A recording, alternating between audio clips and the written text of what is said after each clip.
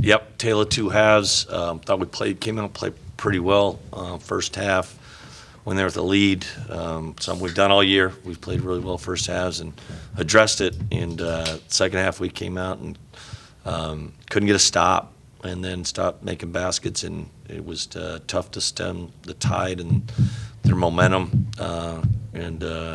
At least we answered a little bit at the end of the game, trying to scrap and crawl our way back in that thing.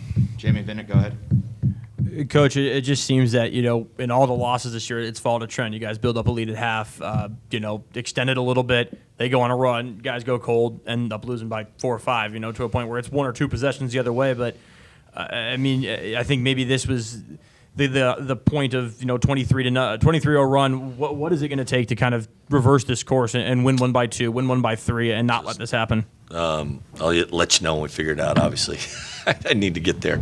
But I thought our second half tonight was our second worst half of the year. I thought South Dakota State, first half, we were that game where we just had a little long look in our face, like we got punched, and we got to punch back and use our timeouts. Probably should have used them all in that run. It was a slow run where we needed to get a basket, and we didn't. But we definitely hung our heads a little bit. I thought we had 2 guys that played above average, played well, and you're going to have to do more than that to win in league. And I thought Muhammad played really well, and Bamba did a great job on Ingram. And probably, he had to play 35 minutes. It's probably too many minutes, but he was competing really hard. Both those guys competed really well. Do you kind of feel like in some of these runs, not just tonight, but in the other runs where teams have gone on these big comebacks, does it feel like to you that sometimes the guys on the floor are looking to someone else or deferring to someone else to kind of take the big shot and make that big basket to be the run stopper? You know what? Our issue's been defensively in those games, to be honest.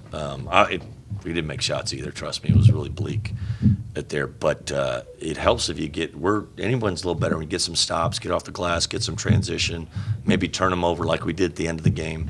Got to put it in the basket, and then you can set our D a little bit or be a little more aggressive. But when you're not getting stops and you're not making baskets, it can go that way. And we just couldn't find someone to turn around. Muhammad was really good, and they doubled him. They doubled one time, and he turned it over, and it's like we just keep going to him. Like he's going to get better. He's going to learn how to play out of the double team. He's going to learn how to do stuff. He's really good. But Andre and F.A. didn't. They've been good players for us, and they just both were really subpar games.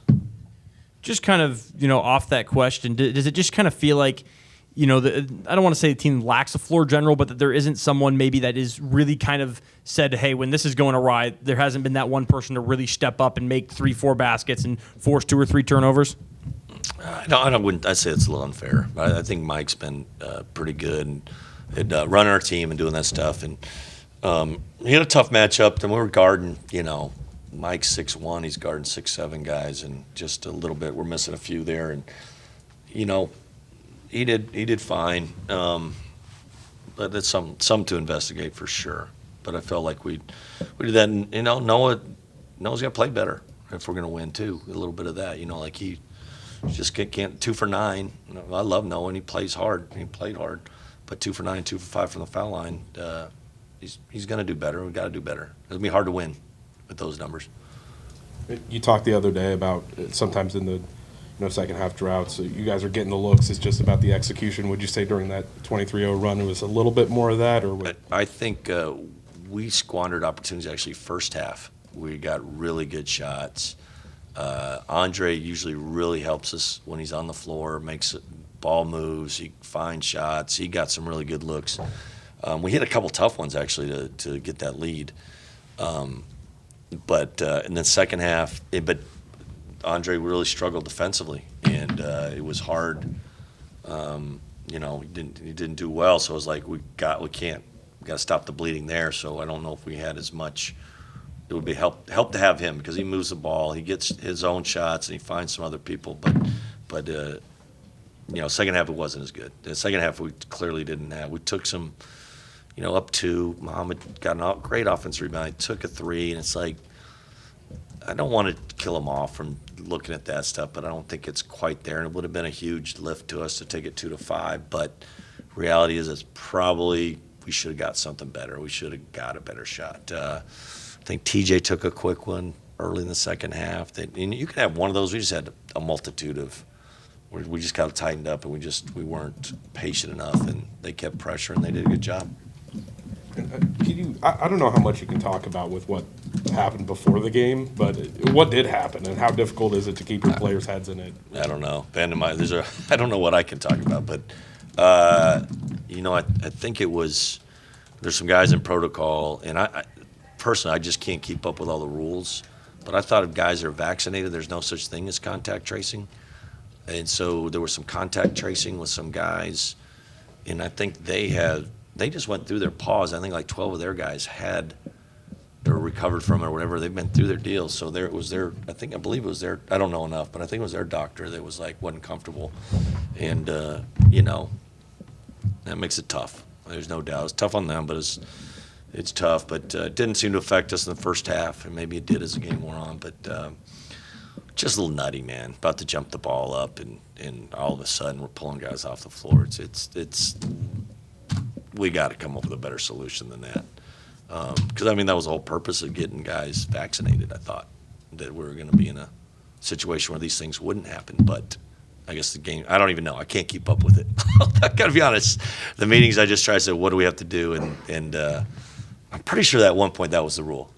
Am I crazy on that, Ben? I don't remember. I'm pretty sure it was like, we got to get our guys vaccinated so we won't have to sit and miss time. We won't miss games. But now we're getting vaccinated guys that were with no symptoms that were pulling off the court because the opposing people thought it was appropriate. They were scared to play. So I'm a little confused. Coach Mohammed with a career-high 16 points tonight. He just a second ago said he's feeling a lot more comfortable playing. What have you seen about his development so far this season? You know what I said, be patient with the guy. He's good. It's been showing up in practice. He really still supposed to be a senior in high school. And for him to be able to get a double-double in a Pac-12 game is pretty impressive. And he's feeling comfortable. And, he had I can't remember the games. He played really well against Utah, and he was, he had a dud against Colorado on the road. So it's nice. That's 2 in a row for him. So hopefully he's getting more comfortable and getting better. And he was really, really good tonight. Just in terms of the players, DJ, Matt, and Deshaun all in protocol, or injuries in there too? Deshaun had an eye issue that it's going to take some time, but those other two are swept up in the madness. Do you have a rough estimate on Deshaun? Probably a couple weeks.